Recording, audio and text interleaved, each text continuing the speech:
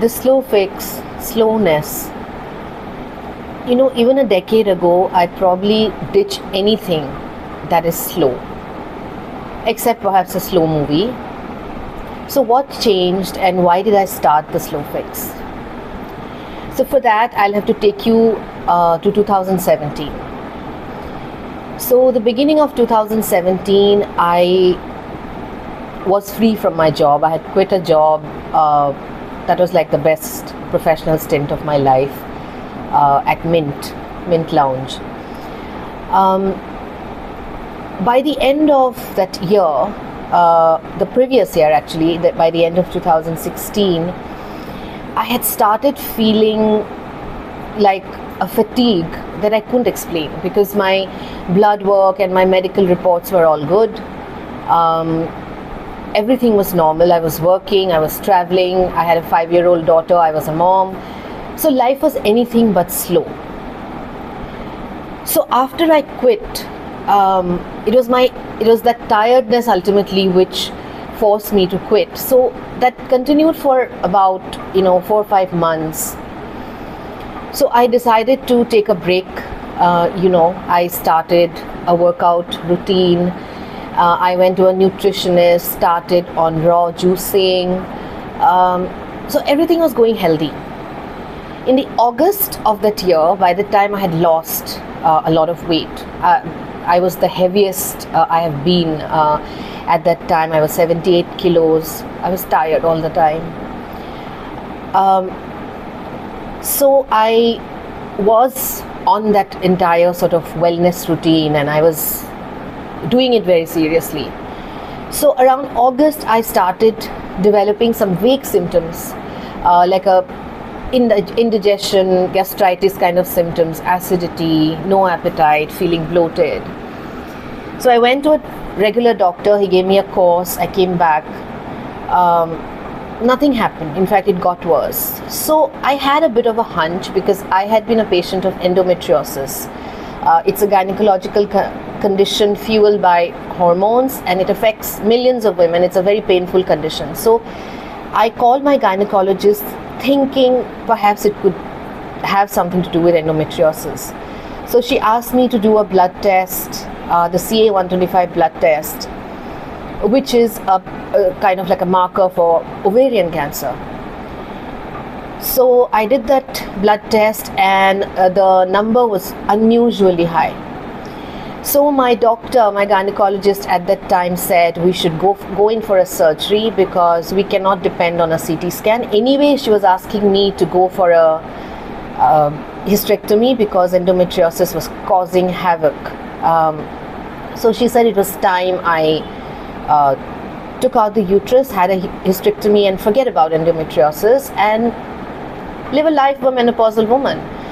And I was resisting that idea for a long time. So now I was forced to go to that surgery because what if it was ovarian cancer? My doctors didn't know.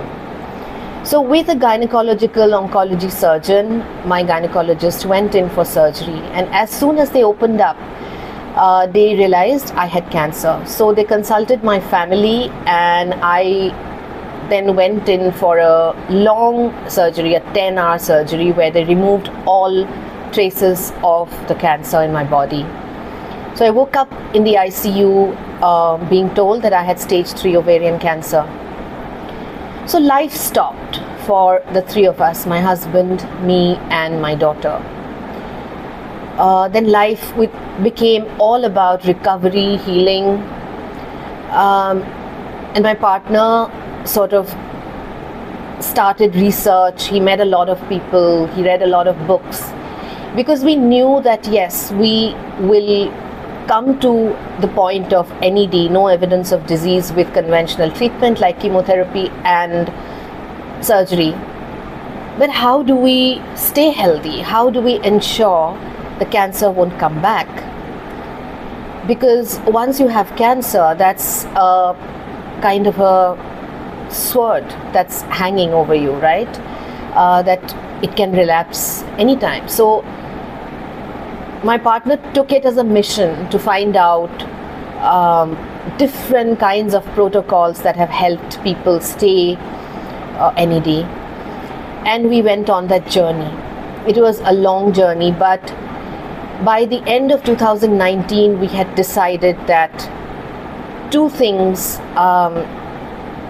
suited me, and that we could tailor that for the person I am, and it was working. One was cannabis medicine, and the other was mistletoe infusions. So as we go along Slow Fix, as I have more conversations, I have more content, you will get to know much more about cannabis medicine, about mistletoe. I hope to sort of help a lot of cancer patients realize that yes, conventional treatment will help you. Your oncologist is the expert you should rely on, but your journey as a cancer survivor begins after actually you have finished those treatments, because it is about a holistic health upgrade, right? You have to work on your immunity, you have to work on diet, you have to work on your exercise routine, you have to work on your mental, emotional health.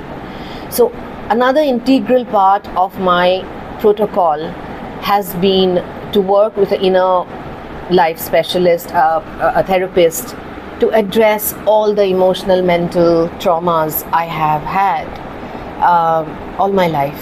And nobody really escapes that, right?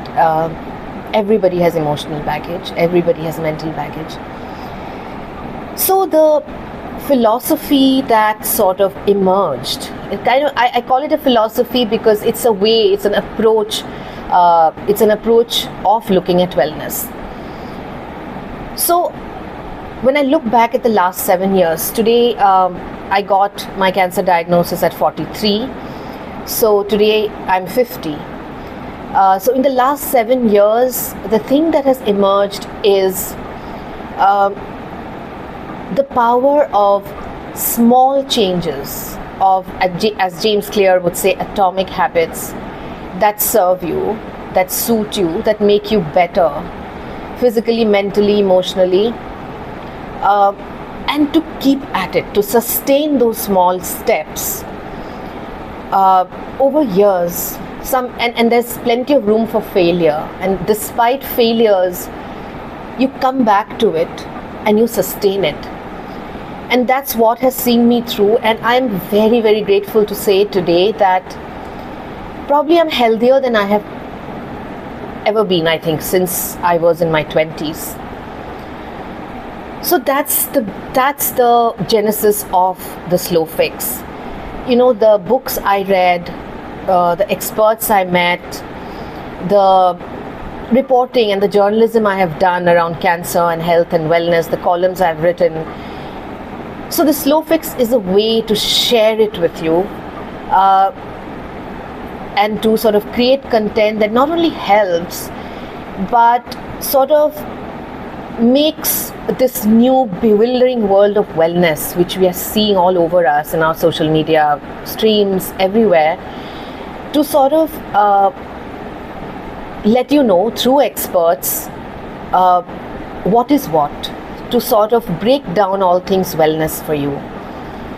And of course, with the philosophy that Western medicine alone and symptom addressing alone doesn't equate good health or great immunity or good mental health.